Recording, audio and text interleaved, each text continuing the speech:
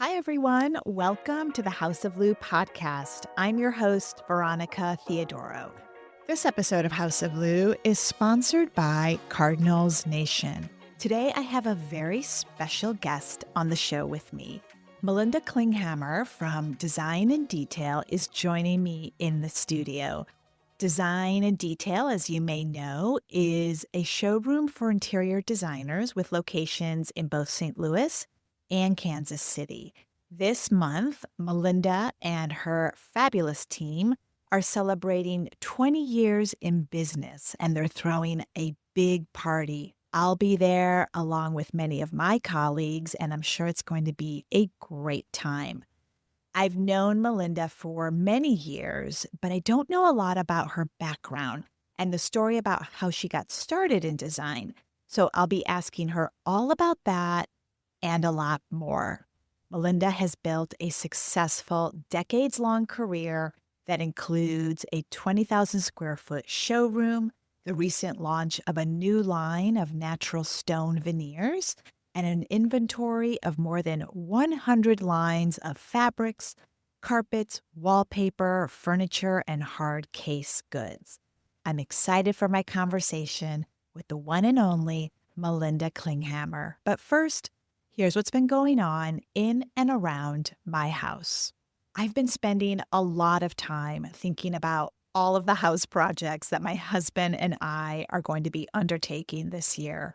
The windows project is probably the closest to getting started.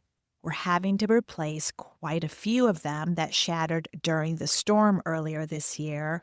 And so I have been learning all about brick molds and awnings, wavy glass versus non-wavy glass.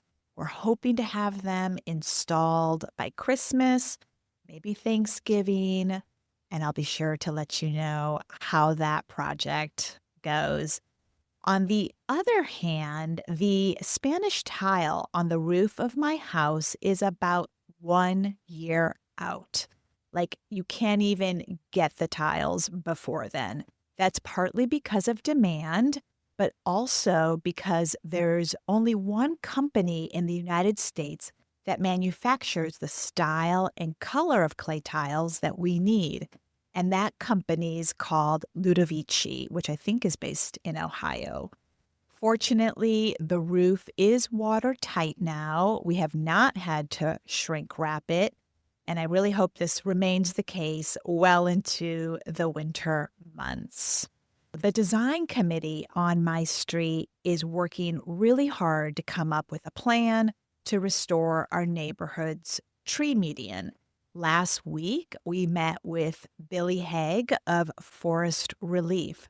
Some of you may know that Forest Relief is a local nonprofit organization whose mission is to plant trees and provide shade in urban areas.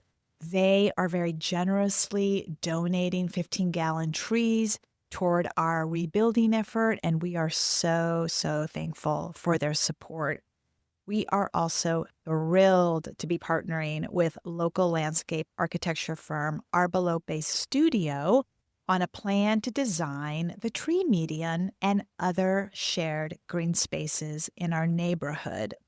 Shout out to Catherine from the Frank Lloyd Wright House in Ebsworth Park, who connected me with Irene and Michael earlier this year. It's just so nice that we are now collaborating on such an important project.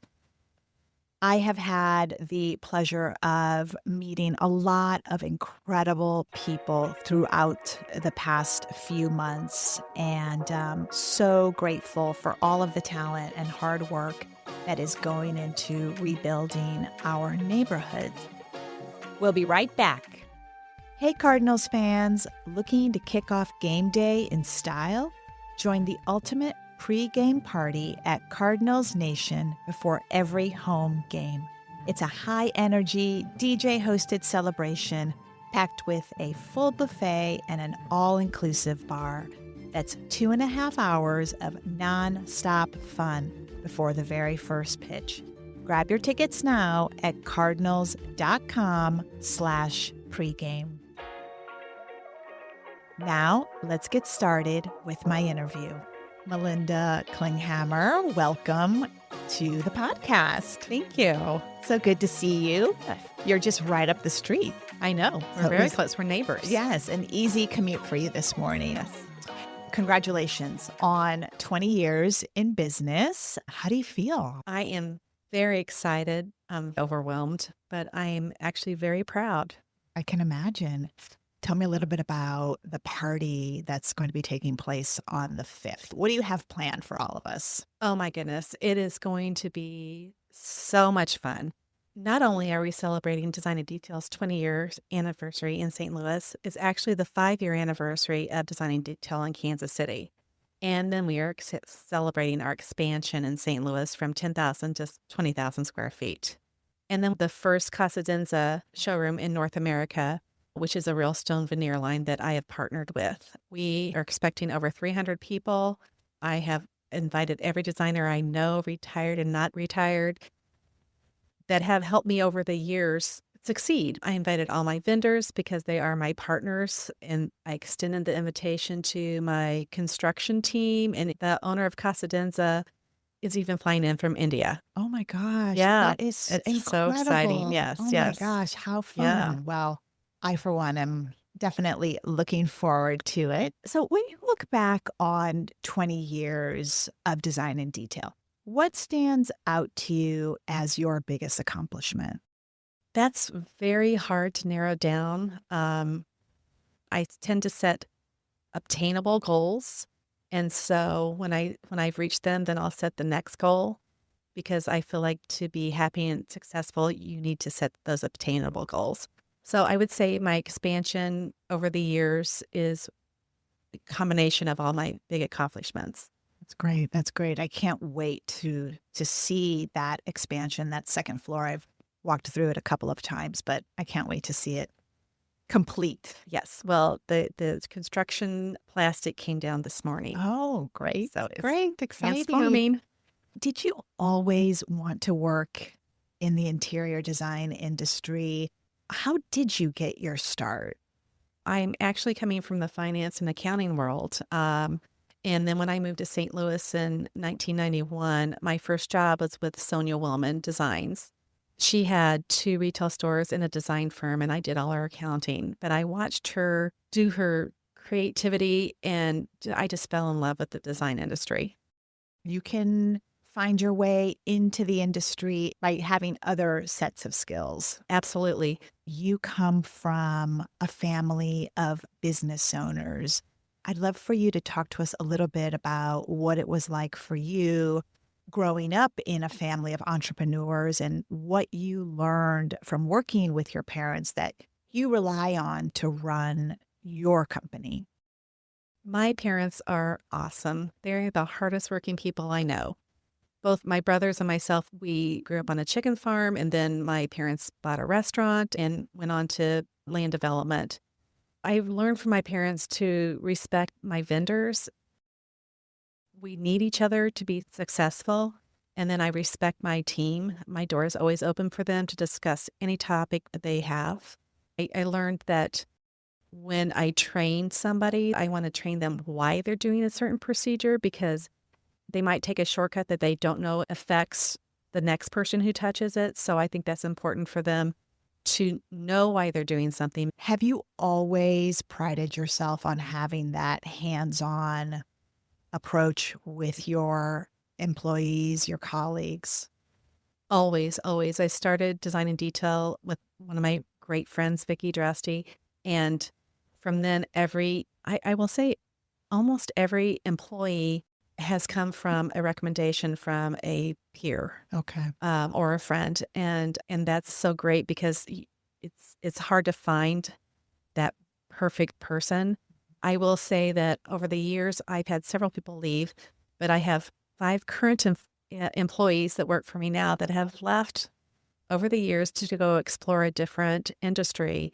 And then they've come back and said, hey, can I come back and work? They were great employees, and I always welcome back with open arms. You should talk a little bit about how you and Vicky had this idea to start a showroom. So tell us a little bit about the origin story. Vicki and I both worked at Sonia Wellman Designs Mhm. back in the day. And in 2000, beginning of 2005 into 2004, we decided that we wanted to pursue something together. And so it really started out with a really small concept. She's an interior designer, and I was going to do her bookkeeping and accounting for her. And then it's like, I need more than that. So we decided to open a small showroom that was just a concept. And by the time we opened, one of my favorite lines, Scalamandre, decided that they wanted to partner with us. So we actually expanded before we opened our doors. So we were supposed to be, I know it's not a lot of square footage, but we were only going to be 1,000 square feet. And we opened with 1,200 because we needed that extra 200 to Yeah. fit Scalamandre in. And what a great partner. Oh my gosh. And they're one of my favorite lines to Yeah. this day. So I just love them. So just that it just evolved. I mean, we had one concept and one goal, and it just kept progressing. And it started out, we started out very small upstairs, and we were only there for 2 years because we grew too fast. But I wanted to make sure that when we started, we would be successful and not overcommit. And so that's why we've expanded slowly over the years, because to be good in business, I think that you need to know what you can manage and not go too deep too fast. Okay. That's a great piece of advice for young people out there who might be listening. In terms of challenges in the past 20 years or so, I'd be curious to hear from you. What stands out to you and what did you learn from it? Well, I've had many challenges. I mean, the first challenge is just raising my kids and owning a business and juggling that. And then I have had, personal tragedy, and I changed a lot after that. My whole look on life changed. Life is too short. So I quit worrying about things and trying to figure out how to correct them instead of worrying about how that happened. So if somebody comes to me with an issue about something, I'll listen to why it happened and this and that. And then my next question is, well, let's fix it. How do we fix it? Don't look at the past, look at the future, because it doesn't matter if somebody made a mistake or something was typed in wrong or whatever. It's how do we fix it now? Because my goal in life is for everybody to be happy, and the designers want to make their end users, their clients happy. So let's fix it for them and get it done. So you're very much solutions oriented. Maybe it wasn't that so much in the past, but I am now. Your employees must love working for you if you have that outlook. I do. I hope they do. I think my longest employee has been there for 13 years, I believe, and longevity. So tell us a little bit about a typical day for you. What does it look like? Well, it's hard to describe. Before the expansion, I was doing a lot of my own bookwork and accounting. Since we started the expansion, the last 3 months, I've actually been the project manager on that. And so I'm daily involved with that. And so I have learned and pushed myself to learn to delegate more. And so that frees me up so I can do more project manage. And has that been difficult for you to delegate? It is at first, because I always like, if you want it done right or done fast, do it yourself. And sometimes it's easier to do it yourself than to teach somebody how to do it. That's was a struggle. But if you respect and trust who you're turning your obligations over to, it's easier. And my team is wonderful, and I love and respect them all. Do you have a lot of daily contact with interior designers who are coming into the showroom? I don't talk to them about their projects. I go and talk to them just in general, see how they're doing, what they're working on. Okay. But my staff, if they're looking for specific merchandise, my staff takes care of them. I would love for you to explain to our listeners who may not fully understand the concept of a showroom that's to the trade. What does that mean, and why can't just anybody shop at your showroom? To the trade basically means that you are a wholesaler to a specific industry. So I'm in the interior design industry. So I only sell to designers and they have to fill an application and we look over it and make sure that they are qualified to shop as a designer. Okay. So even designers Mhm. have to be vetted to a certain degree. To a certain degree. I mean, there are designers that have worked for a company and moved on to their own. We know that they're designers, but if you're new into the industry, we make sure that you are understand because it is a complicated industry. It doesn't seem like it because you're looking at beautiful things, but it does. It's very difficult and complicated. And we just want to make sure that they understand and that they're qualified. And what do you think makes it complicated, the interior design industry? It's complicated because there's so many aspects to it. There's the designer that just like loves to do paint color and drapery. And then there's designers that will do the whole house and they'll get into the plumbing and things that I don't sell, plumbing and cabinets and moving walls. And I mean, those people need to be qualified Yes. and know what they're doing and be able to communicate with the contractor or the architect. So if they ask for something, they know that it is something that's feasible and just not put something in their client's mind like, "Oh, we can do this," and then when it's really not a feasible option. So there's so many levels of interior designers, and it does get complicated in that world. And so if we're going to let somebody come in and shop with us, even though we only sell the soft goods, we want to make sure that they are qualified. Why is it important for you to maintain that exclusivity, apart from the fact that designers need to know their business? I respect the design community, and a lot of my vendors only sell to the trade. Okay. And so I support and respect them. Designing a home or your business is a lot of hard work, like I said. And sometimes you don't always see that because I do a lot of stuff behind the scenes So that true. the end user doesn't see. So in my world, I want to protect my designers so they can get their job done efficiently and people don't try to take their ideas and buy it someplace else. I want to respect them. Have designer showrooms changed in the past 2 decades that you've been in business? And I'm curious how, if so. Yes, yes, they have. E-commerce has been a challenge for designers and showrooms, and I promote to shop local, and that includes local trade showrooms. We are brick and mortar. We have to pay rent. We have to pay our employees. Designers need a place to go, and we're a very tactile industry. Yes. So I don't think that showrooms will ever go away, because people want to go in and they want to sit on the product. They want to sit on their chair or sofa. They want to feel their fabric. And in a showroom, especially design and detail, we cover every category. Right. So they can go to the carpet department, pick their carpet out, and just walk down to the fabric department or wallpaper and put their scheme together right on the spot and not have to go to several different locations. It's so true. This is an industry where you really want to know, feel, touch, be enveloped by whatever the words might be. Right. And that is so hard to convey. Well, even on case goods, you see something beautiful online and you get it and the finish just isn't what you expect. And so, you come in and we have all the samples there so you can see what you're going to get and see the sheen or see how the finish looks. So it's just very important to create that beautiful space. Absolutely. I'm with you. How do you think the designer showroom will evolve in the next 10 years? What do you see perhaps coming onto the horizon? I hope they'll continue to grow and the younger designers learn to appreciate the showrooms in town and learn that that is really to do a great job. Again, we talked about the tactical and the sitting on and the feeling of in the hand of the fabric.